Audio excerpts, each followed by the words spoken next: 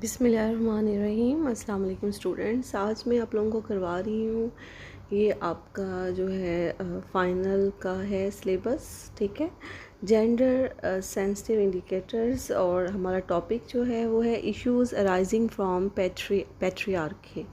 ठीक है, जो इश्यूज़ जो है जो पैट्रियार्की जो आपको पता ही है सिस्टम होता है मेल डोमिनेंट सोसाइटी में, तो उससे क्या इश्यूज़ जो होते हैं वो पैदा होते हैं, उसको आज हम डिस्कस कर रहे हैं।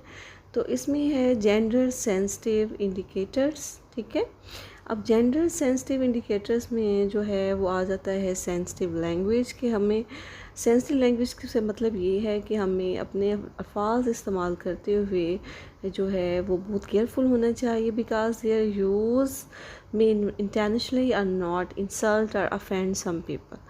कि अगर हम उन अल्फाज को में केयरफुल नहीं रहेंगे तो इंटेंशनली तौर पर, इरादतन तौर पर या नहीं, हो सकता है कुछ लोगों के लिए इंसल्ट हो जाए या उससे वो नाराज़ हो जाए। उसके बाद है gender neutral language and gender inclusive language. तो non sexist language is a guideline for bias free publishing refers to language that avoids gender stereotyping. ठीक है, जो जेंडर स्टीरियोटाइप्स जो है वो एक स्टीरियोटाइप का बताया था पहले भी मैंने कि जो एक ऐसा इमेज बन जाता है लोगों के बारे में। ठीक है, तो जेंडर स्टीरियोटाइपिंग मीन के जो जेंडर के जो है जिसमें बहुत सेक्सेस शामिल है, मेल एंड फीमेल मैटर। ठीक है, मैस्कुलिन एंड फेमिनिटी। ठीक है, तो उसमें जो है उनके जो स्टीरियोटाइप्स बन जाते हैं, उनके इमेज जो हमारी सोसाइटी जो है या हमारा कल्चर जो होता है वो उसको सेट कर लेता है और एक्सपेक्ट करता है उनके रोल को। तो उस लिहाज से जो नॉन सेक्सियस लैंग्वेज वो होती है जो कि गाइडलाइन रहनुमाई करती है वॉइस फ्री की, जो असबियत से पाक हो, जिसमें किसी ख़ास जेंडर को जो है स्पेसिफिक ना किया गया हो, न्यूट्रल वर्ड्स जो है उनके लिए यूज़ किया गया हो। ठीक है, gender neutral language is the language that avoid biased words a particular sex और सोशल जेंडर। ठीक है, तो ये क्या होता है कि जेंडर न्यूट्रल लैंग्वेज जो होती है वो लैंग्वेज होती है जो कि अवॉइड करती है कि biased words a particular sex की तरफ या फिर सोशल जेंडर की तरफ। Example, the word police man and are gender specific job titles are the corresponding जो है जेंडर न्यूट्रल टर्म्स जो होते हैं, और पुलिस ऑफिसर, और हम यूज़ करेंगे फ्लाइट अटेंडेंट। उसके बाद आ जाता है GEM जो है gender neutral language.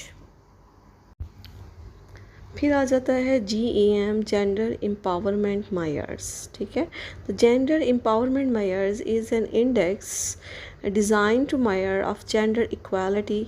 GEM is the United Nations SAFE program's attempt to measure the extent of gender inequality across the globe. ठीक है, तो इसका मतलब ये है कि जो जेंडर एम्पावरमेंट मेयर जो है वो एक ऐसा इंडेक्स होता है जो इसलिए डिज़ाइन किया गया है कि जेंडर इक्वालिटी को उससे मेजर किया जा सके। ठीक है, GEM is the United Nations एक सेफ प्रोग्राम है जिसमें जो है जेंडर इक्वालिटी को अक्रॉस द ग्लोब जो है वो मेजर करने की जो है वो को जो है अक्रॉस है उसको एक्सटेंड जो है मेजर करने की कोशिश की जाती है। Gender development index GDI, the gender related development index GDI is an index designed to measure gender equality. ठीक है, जेंडर डेवलपमेंट इंडेक्स GDI क्या है? The gender related development index होता है जो कि इज़ एन इंडेक्स जो होता है ऐसा डिज़ाइन किया गया है जेंडर इक्वालिटी को। ठीक, the GDI is defined as a distribution sensitive measures that account for the human development impact of existing gender gaps. ठीक, के जो जेंडर गैप्स आ जाते हैं, मौजूदा जेंडर गैप्स हैं जिसमें पे वेजेस भी आ जाती हैं कि मेल और फीमेल की जो वेजेस गैप भी होता है और उस पर डेवलपमेंट का क्या इम्पैक्ट होता है ह्यूमन डेवलपमेंट का। Gender parity index, GPI, the gender parity index is a socio economic index usually design to measure the relative access to education of males and females. GPI जो है वो एक socio economic index होता है, माशरती और माशी index major करने के लिए, जो कि इसलिए डिज़ाइन किया जाता है, जो कि रिलेटिव एक्सेस करता है कि मेल और फीमेल की एजुकेशन जो है वो कहाँ तक उनकी एक्सेस है किस हद तक। That index is released by UNESCO ने किया था, ठीक है। इस इंडेक्स को लास्ट वन जो हमारा है वो है human development index HDI। GDI together with the gender empowerment measures were introduced in 1995 in the Human Development Report written by the United Nations Development Programme. The aims of these measurement was to add a gender sensitive dimension to the human development index, ठीक है।